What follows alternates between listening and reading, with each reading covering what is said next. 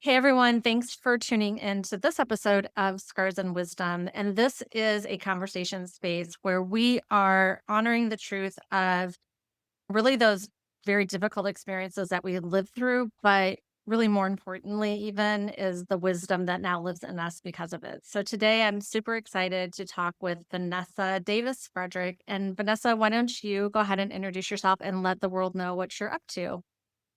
Sure. My name is Vanessa Davis Frederick. I am a wife. I am a mother. I am a daughter. I am a Florida native. Please pray for me. No, I am a beach bum. I'm the barefoot kid.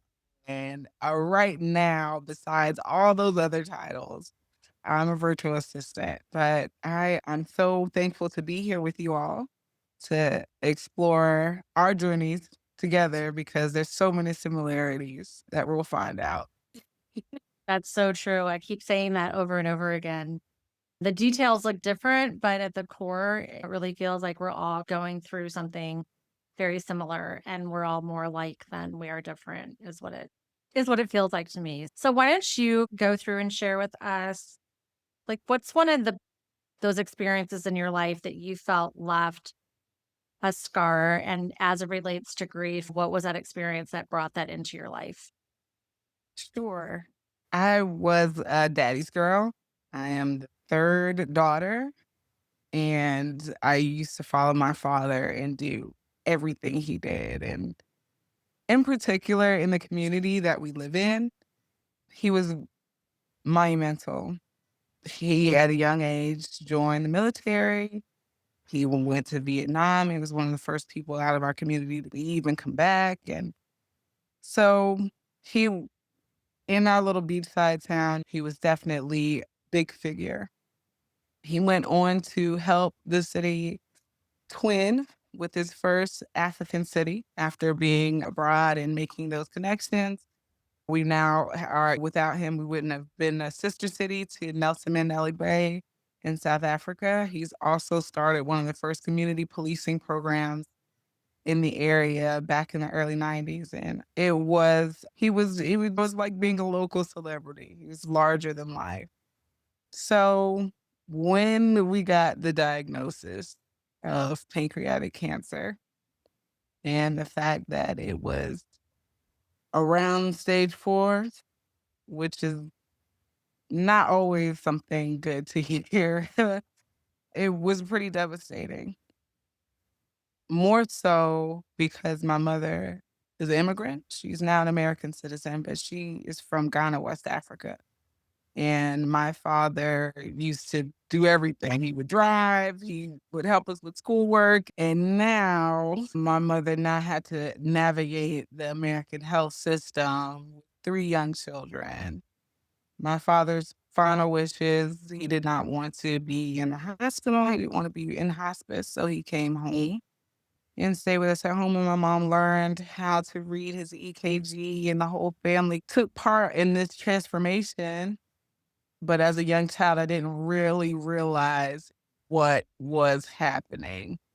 I could honestly say that is the turning point. Not only at that point did our family's diet completely change and our lifestyle change because we now knew cancer is within the family. So we tried to do things to make up to help our bodies naturally. But just the transition from the leader being my father to being my mother and witnessing what that did to her as a mother and how it affected my older siblings was really, looking back on it now, is really a pivotal moment in my life. And one day in September, my neighbor met me at the bus stop and I just knew. And of course, my father was home. So the walk home just felt so long, and those days felt so long. And being daddy's little girl, all the scenarios ran into my head. When I get married, my father's not going to be here. When I graduate, my father's not going to be here. He's never going to meet my kids. And truthfully, a depression settled in and amongst the family for some time. I would definitely say that shout out to any hospice volunteer worker because they did help us with finding resources and finding therapy, but, you know, nothing can really fill that hole once it's happened, and it is a very devastating experience when it's so close to home, somebody that is a part of your daily routine. It took a lot for us to bounce back. I will say now more than ever, I am so close to my sisters and my mother, and it feels like a lifeline when I get a chance to see them, possibly because of this moment being so tragic for us all. My father's family that was here really didn't know how to navigate this space with us, so we sat alone for quite some time, and I thank God for my mother and my faith because she was able to navigate this system. My sister Jenny had just got her driving permit. Working through that, getting my sister to college. Jenny graduated from high school with a full ride scholarship to the school of her choice. My other sister, Bernice, decided to go to UCF down in Central Florida and continued on. Now she's got her master's degree, and I pulled through and made it to the University of South Florida and got my degree. And it really informed my job choice. It informed my thought process.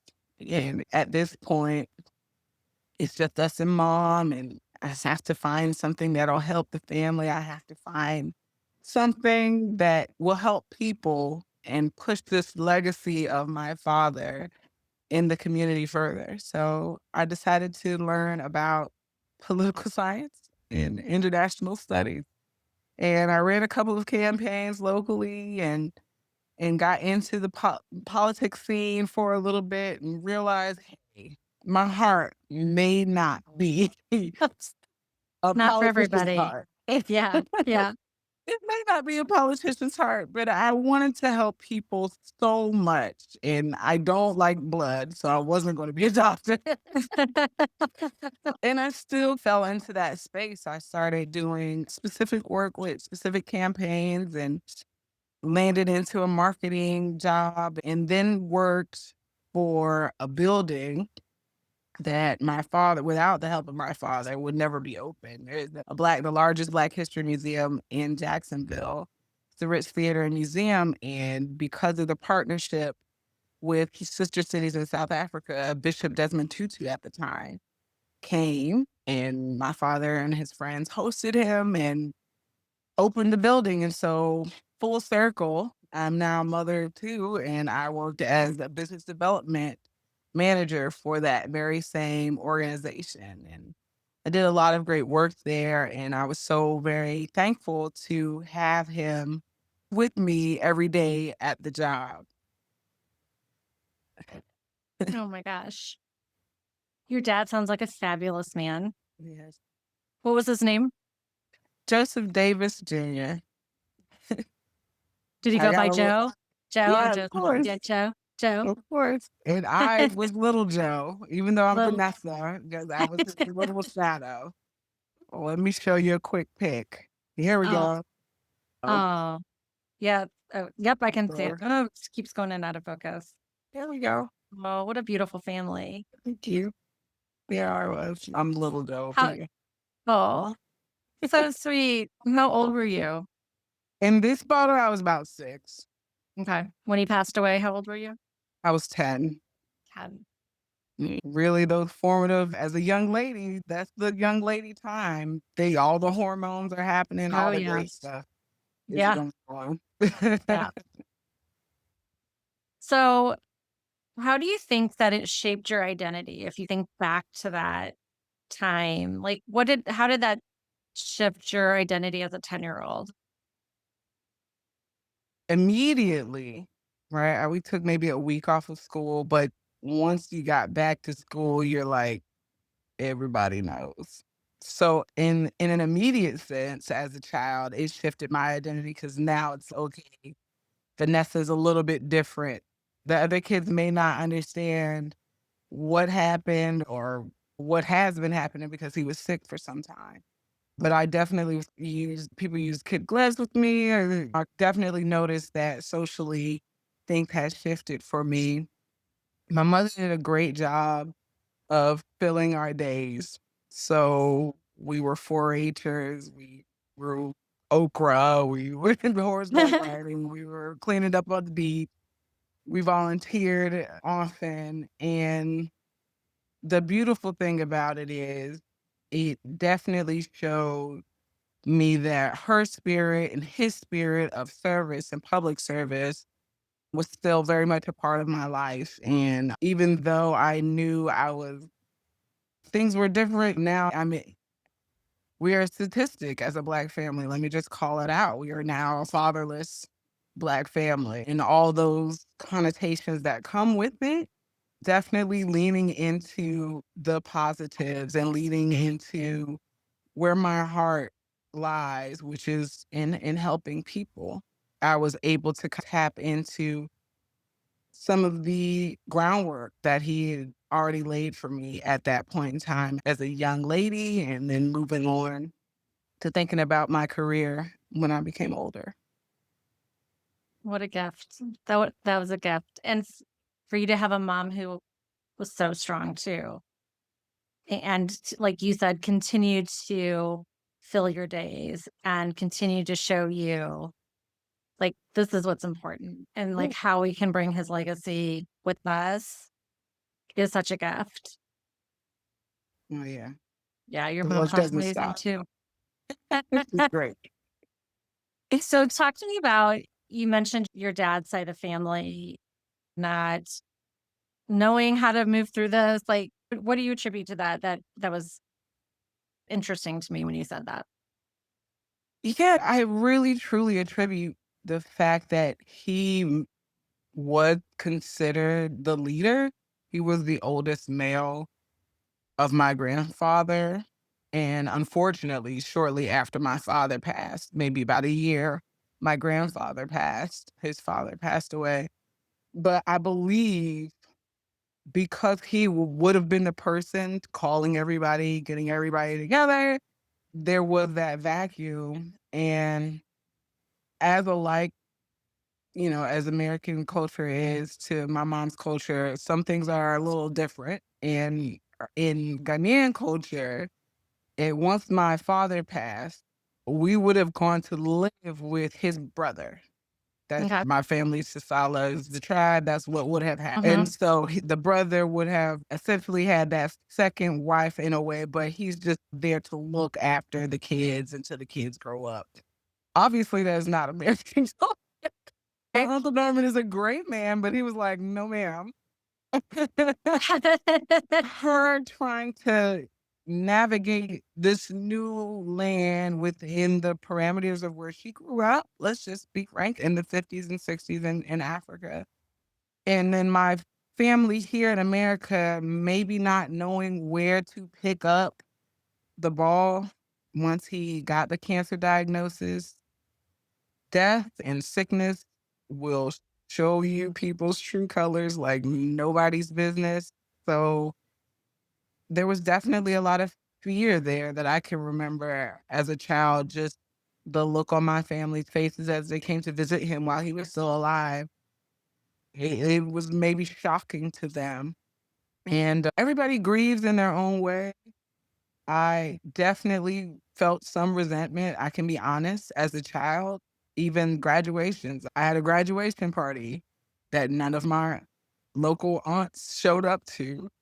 But as I've gotten older, I understand that maybe even coming to look at me and seeing their brother's face in my face could have been very difficult for them and they may not have had the words to express or the feeling to express. They definitely didn't get the help from the hospice like we got the cut people to come and talk to us and therapy sessions and things like that. They may not have gotten that way to move forward, and I can't hold that against them. But now that we're much older, my cousins are older, we still hang out and talk. And now life has happened, right? Now other deaths have happened in the family. And I find myself and my sisters comforting those that are going through it in a way that we would have wanted to be comforted. And it's a beautiful kind of circle once you release the negativity and understand that I'm happy to have experienced what I experienced so I can speak to their pain in that moment and help them. That's really beautiful.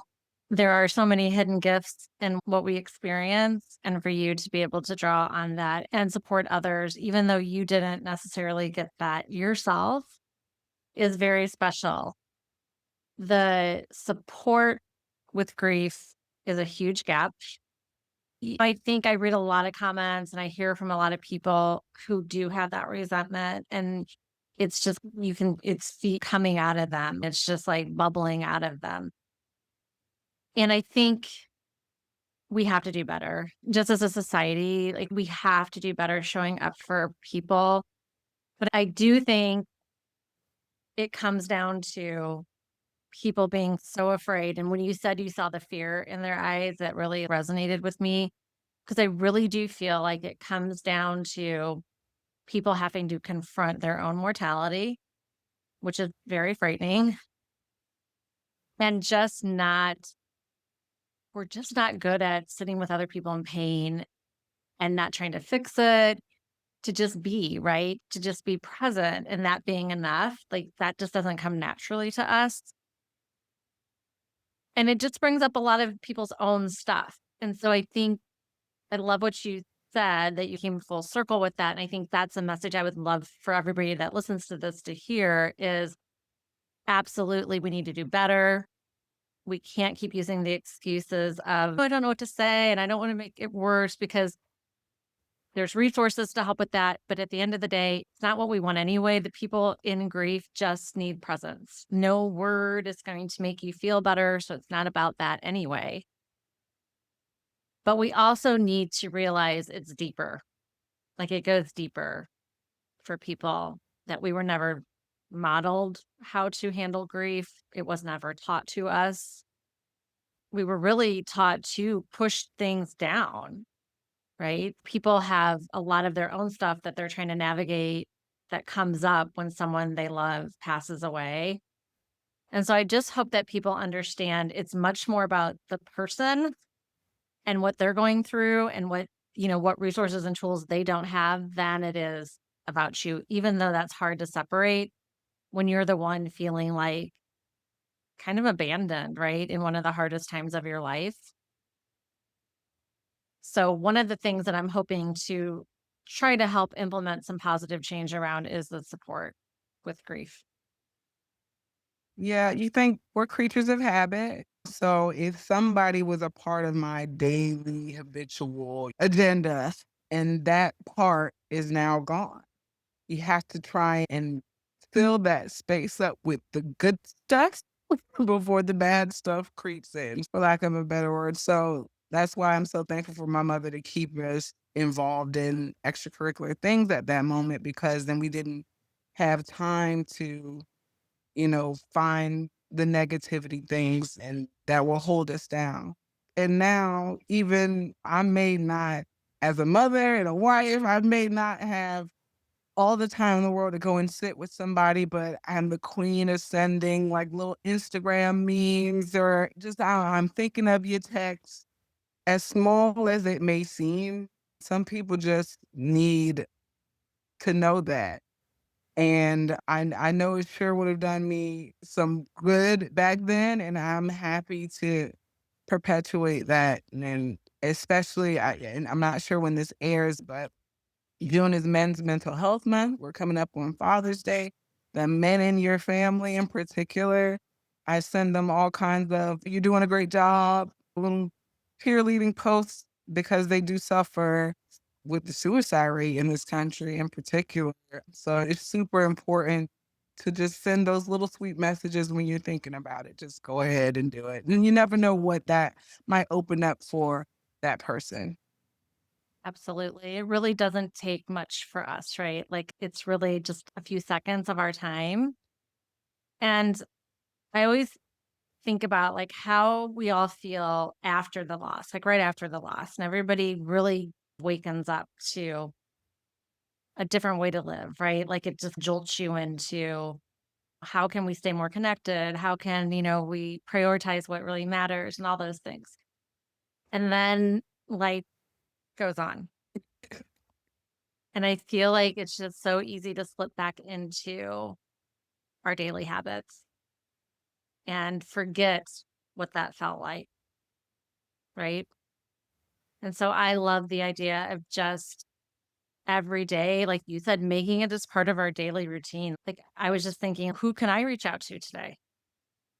And just a text, just, hey, I'm thinking of you. And hey, just wanted to tell you, like, you're doing a great job. Like my brother in law, who, when I lost my sister, he walked away that night with no house, his wife, no wife, the Mm. clothes on their back, literally. That was all they walked away with. And he has just persevered and been such a rock for my niece and my nephew and for all of us. He helped with my mom when her health started to decline. He's an angel, and I'm going to text him today and tell him what an amazing person he is, and just how much I appreciate him continuing to show up for our family, which isn't we're not his immediate family, but we are family. So Yeah. I love that, and I would encourage you, like, everybody to think about how can we take just a few minutes in our day, every day, and think about who's one person that could benefit from hearing how amazing they are today. I love that. Yeah, I found it so easy while I'm scrolling on Instagram because you're gonna do it anyway or on Yeah. Facebook. When I see something, I'm like, "Oh my goodness, this reminds me of my college room." I will send it to her. I will send it to her, and then maybe I haven't spoken to her in a plenty of years, but she'll Mhm. send me a quick laugh, and then I'll ask, "How are the kids?" And it opens up that conversation, and even if the person isn't honest with you, they tell you their day is great. You never know what is actually behind that facade, and we are human beings, we need each other, we are social creatures, and social media has taken on that space, and gaming has taken in that space, and digital life has taken in that space, so let's bring that society back together through it, Timmy, you can do it. When you're seeing something, you're like, "Oh my goodness, this reminds me of the person I used to work with." Send it to them, you never know.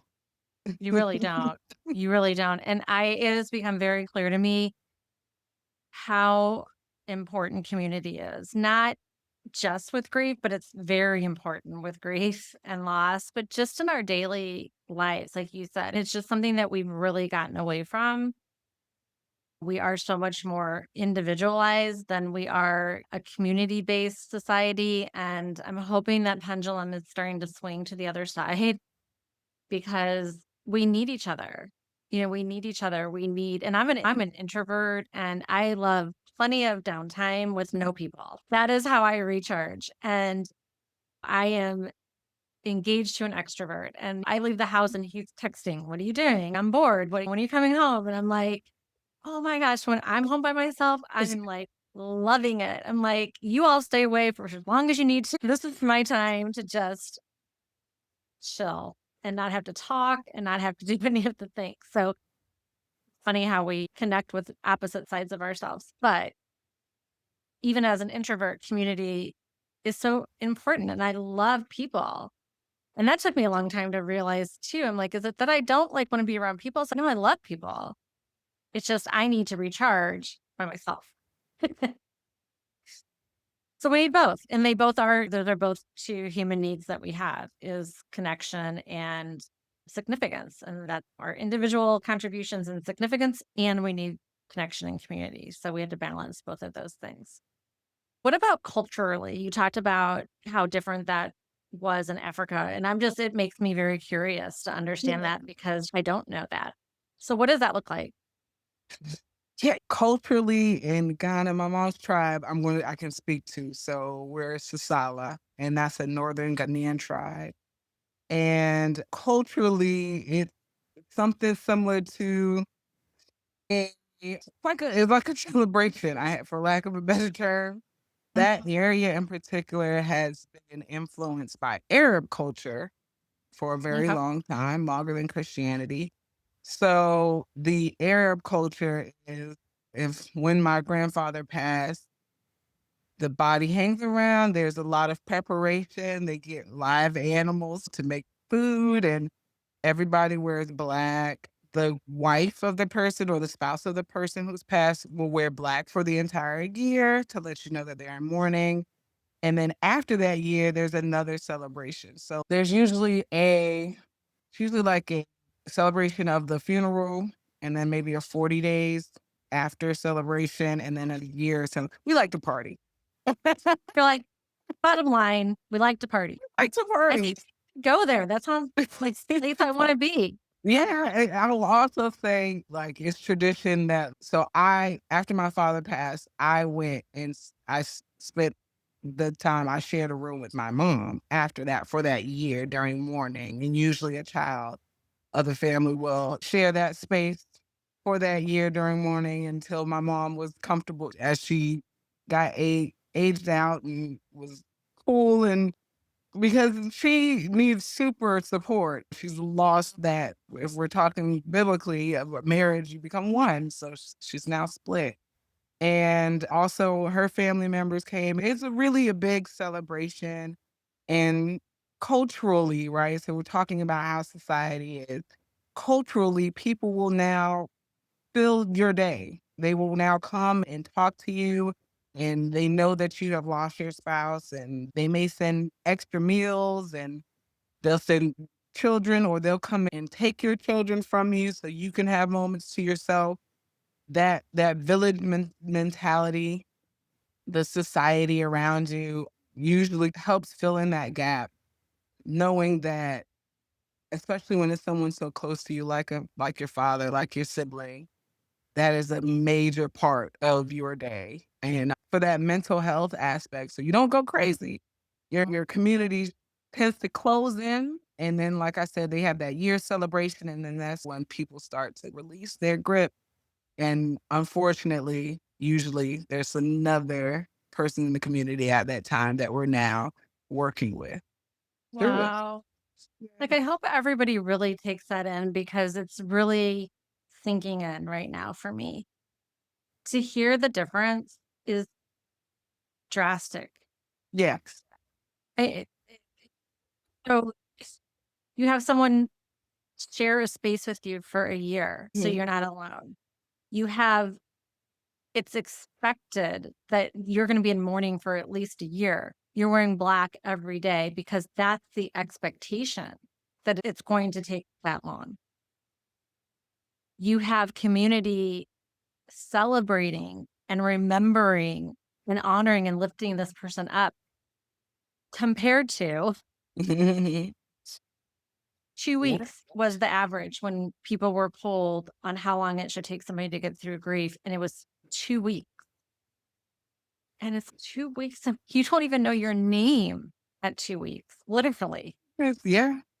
The It's shock of the the shock. insurance, jobs, the death certificate, You're getting just the like, funeral home together, that shock of getting all that together in an American culture, you're almost walking through that alone.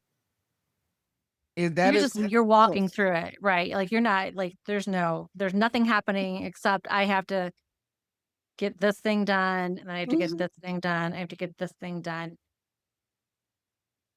That is what's missing. What you just articulated is what's missing. Because when you have an expectation and people think it only takes 2 weeks to get over grief,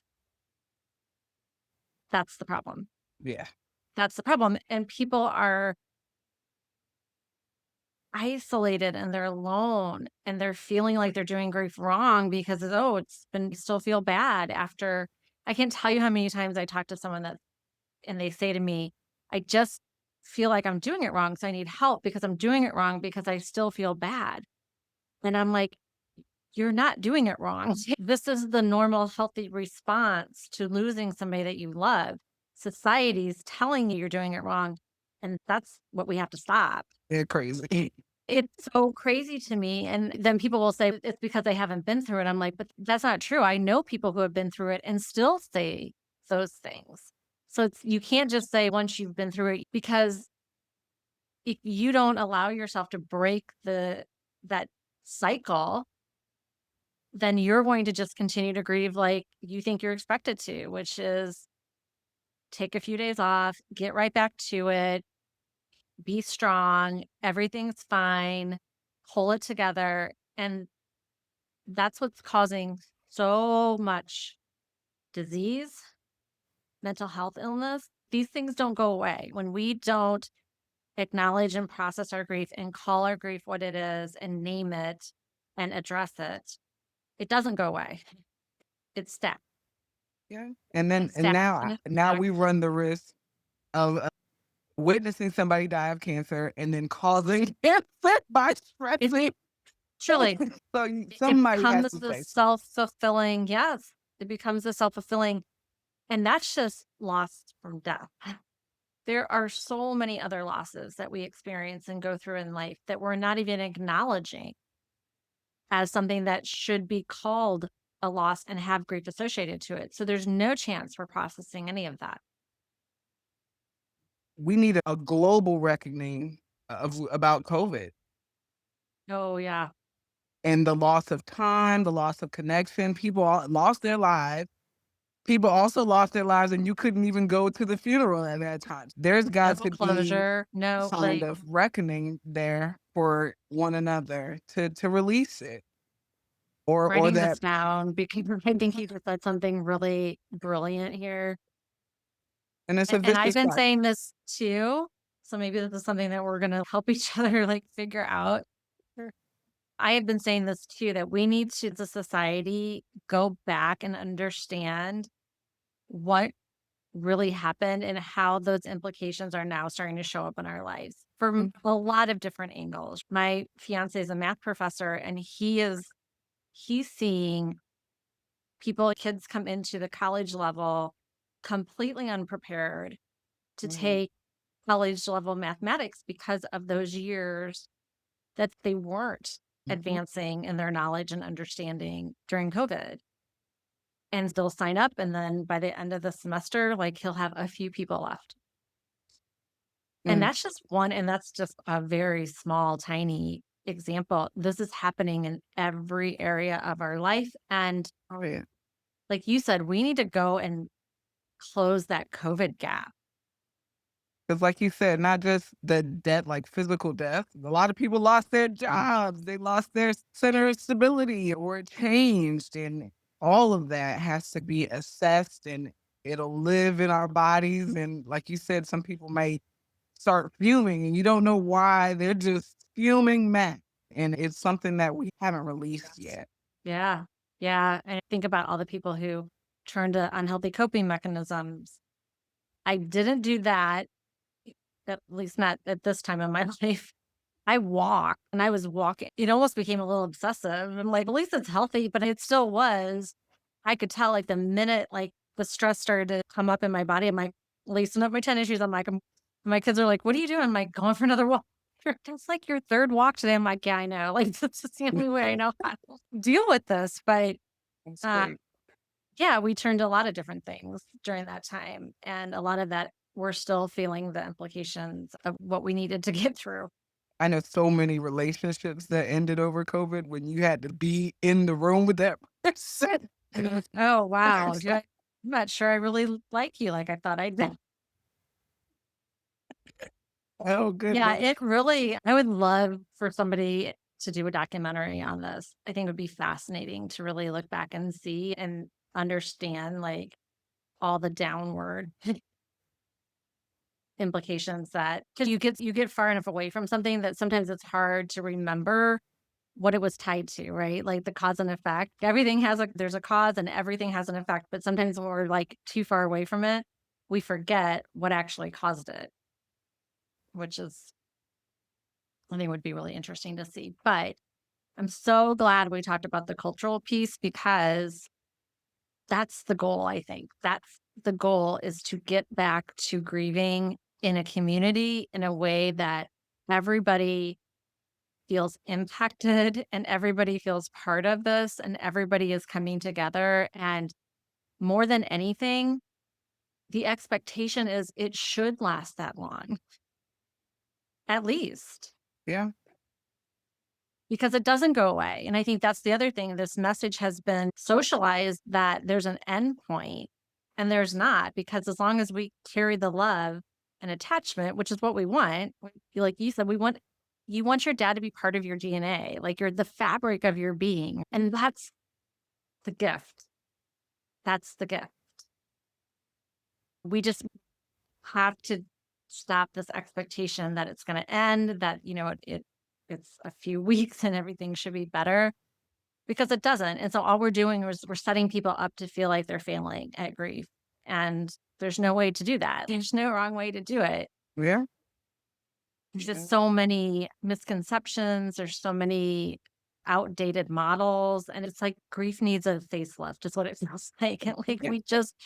and that's what I feel like is my mission. It's a movement. It's like, how do we elevate this? Like, how do we elevate grief?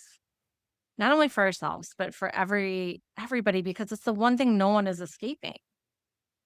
You're right. Nobody's escaping it, and it's gonna be many times, and I think that's the other piece, is that we forget that there's an end date for everybody. We know it logically, right? Yeah. We know it logically, but our hearts forget, Yeah. and I think that culturally, we're on this rat race. And so once you as an individual say, okay, rest is a part of what I need as an individual, that's starting to recognize the ebbs and flows of your own life. And I didn't want to get cancer watching my father go through this treatment. So I said, hey, we got to rest. I cannot look at this instance and instantly get stressed. Like I have got to say, okay, this is happening. And now I'm going to learn from it and I am going to move this forward. And now when I have kids, we will talk about diet, we'll talk about exercise, we'll talk about our health, and we will talk about that because this is a part of it. And just it doesn't have to there's some people feel like it's a superstition when once you say it is gonna happen, it's gonna happen. it's gonna So happen. let's It's gonna go ahead and happen. talk about it. It's gonna happen. And it's like that simple change. I think, yeah, just that piece right there, what you just said, could make a huge difference for us as a society. Like, it's not contagious. It's not contagious. Like, you can't catch it, but it Yeah, is going to happen. it is gonna So let's just acknowledge that. And I think that's one of the biggest pieces is I don't want to think about passing away or my kids or any of that. But the truth is that's going to happen for all of us. That's just, that's the only given. That's the only certainty that we have. And yet it has such a strong grip on us from a fear and the uncertainty. It's like a strange paradox, isn't it? Grief is such a strange paradox because it's the one thing we're certain to have happen, and it's one thing that causes the most uncertainty. yeah, yeah. Turning inwardly, some people say it's being selfish. I really found looking at my life, assessing my life, what I want my legacy to be, especially having kids. Dealing with my mortality in that way, it's beautiful.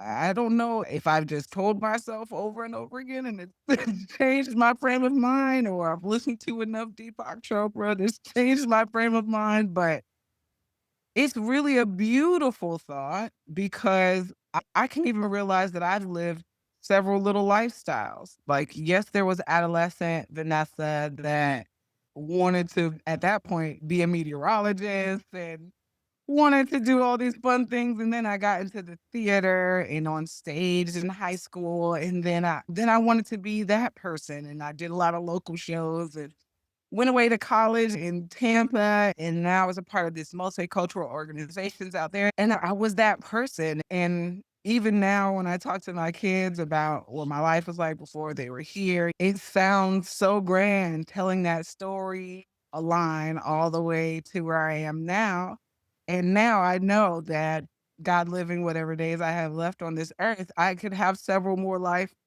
lifetimes between then and now. And maybe I want to go back to the theater, or maybe I want to pick up saxophone, and I can do that. And I have time to do that. And it can be a part of my story. And I don't have to rush and cram everything in.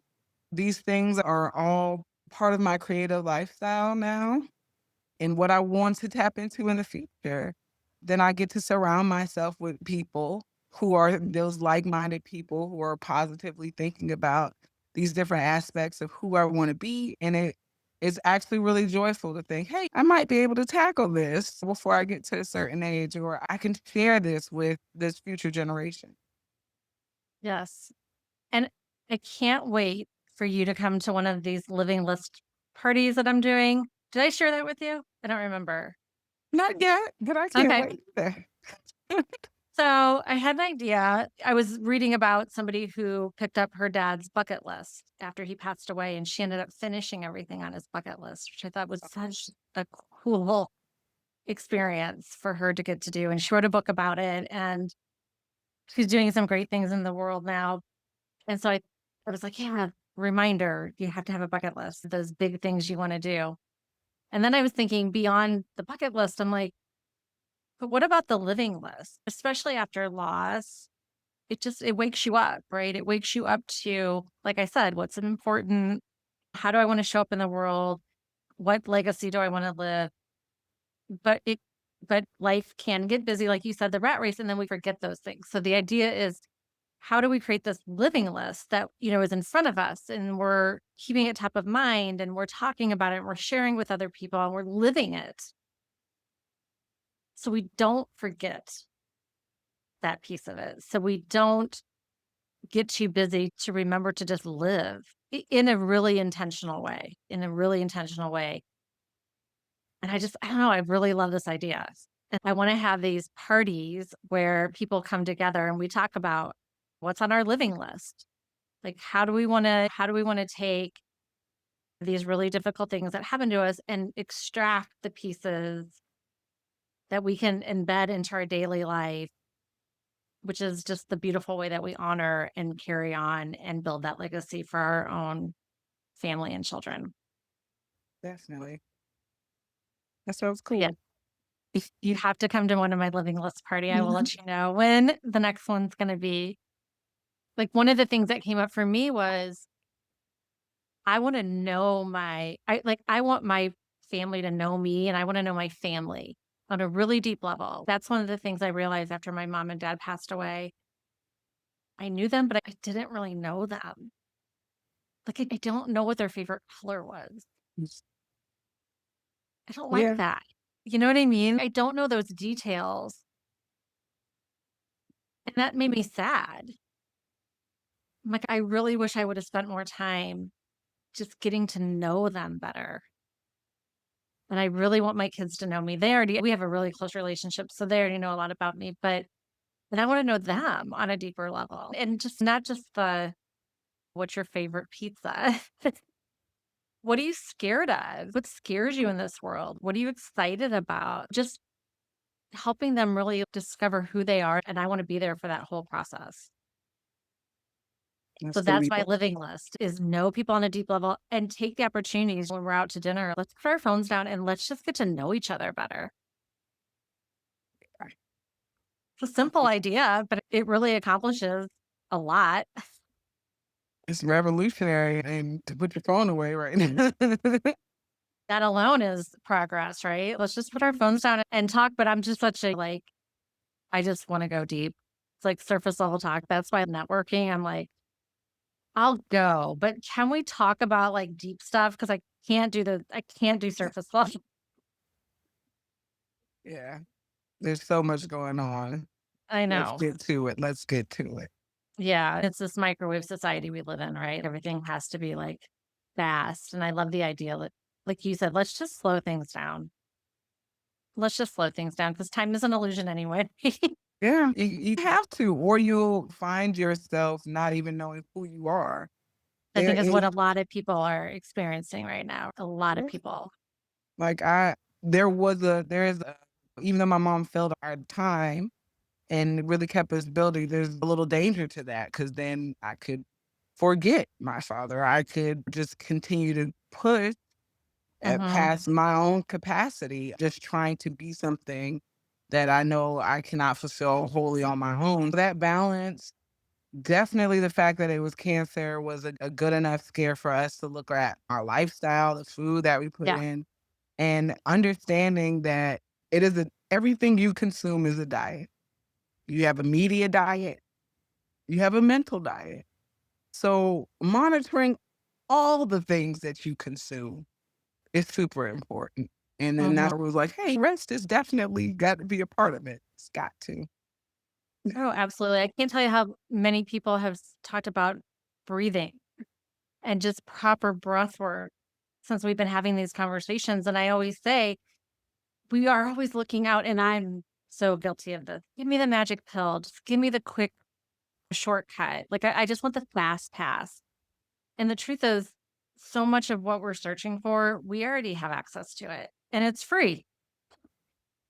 It doesn't cost anything other than our minds to open and to give ourselves time and space and just remember like what we already have access to inside of ourselves that is a resource to solve these things we're thinking has to come from externally. And most of it just doesn't. And for me, death opened me up to understanding that in a way that I never had before. And it's like I tell people I feel like the universe put me in a timeout. Like my sister passed away, and then I think and I honestly think this is sometimes why the support everybody goes away. I almost feel like it's by design. And like you need to be on your own right now because you're going to go through a very long process of getting to know yourself and rediscovering who you are now that everything around you has changed. Yeah. And for that, I'm so grateful because I wouldn't be who I am today. I would not have the life I have, the friends I have, the partner I have, the career I have, the purpose I have. I wouldn't have any of it. I really wouldn't. And would I give that all back if I could have my sister back for 1 minute? I absolutely would. Yeah. I absolutely would, but I can't. Yeah. Yeah. Yeah. And so why wouldn't I want all this? And we're getting emotional. What a Oh, beautiful conversation this was. yes. Thank you so much. I think about that often. If my father had lived, would my kids be the way I love my Samantha. I love my little Barbara. And now I get an opportunity to pour into them and talk to them about what their grandfather and who their grandfather was and what he was like. It's you got to find those ways through it. Yeah, And absolutely. So if you had last question, if you had one words of wisdom that you could tell the 10-year-old you when you were just going through that experience, knowing what you know now, what would that be? back then, people said, "Time heals all wounds. Time's gonna heal it. It's just gonna take time," and that's true. But to your podcast name, scars happen, and you've got to let that itchy scar. You gotta let it fester a little bit. Make sure you put your ointment on it so it doesn't get infected. But you gotta let that itchy scar get hot, scale over, and that ugly part of the healing process is most definitely what helps lead to that fresh, beautiful skin underneath.